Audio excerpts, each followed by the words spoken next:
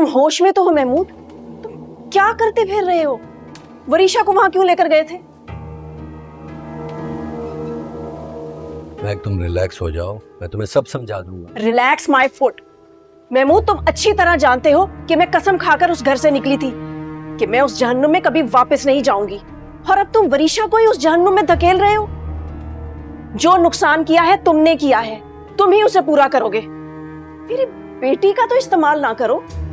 तुम अभी गुस्से में हो, इसलिए कोई भी बात तुम्हें समझाना, तुम्हें बताना बिल्कुल फजूल है।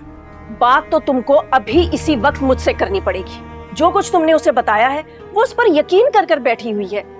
महमूद, मेरी बच्ची बहुत मासूम है, वो तुम्हारी बात का यकीन करती है।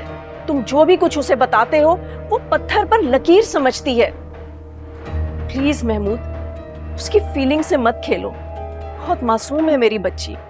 मैं उसकी फीलिंग से नहीं खेल रहा हूं, मैं उसे उसका हक दिलाना चाहता हूं, जो जायज हक है उसका। अभी तुमने कहा ना कि वो तुम्हें सगी माँ का दर्जा नहीं देती, रिस्पेक्ट नहीं करती, वो इज्जत नहीं करती जो तुम डिजर्व करती हो। और तुमने ये भी कहा है कि वो तुम्हारे गले लगकर रोई है। इसका मतलब तो यही है कि उसके दिल में तुम्हारे लिए एहसास है, बेटी वाली फीलिंग्स हैं। महक, तुमने उसके लिए बहुत कुछ किया है।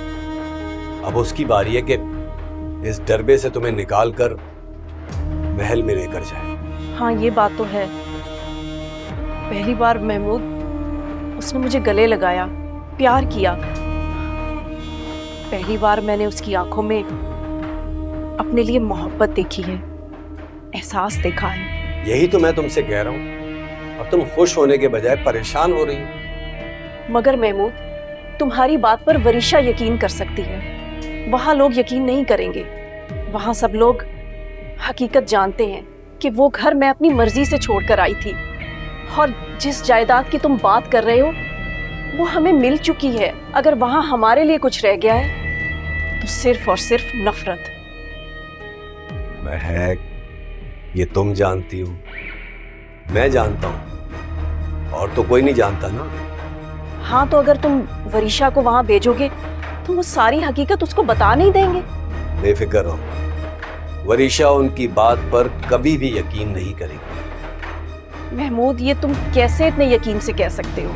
तुम जानते हो कि उन्होंने मुझे और वरीशा को कभी दिल से कबूल नहीं किया, और ना ही अब करेंगे। अभी तो तुमने मुझे कहा है कि मैं वरीशा से जो कुछ भी कहता हूं वो बात उसके लिए पत्थर पर लकीर होती है।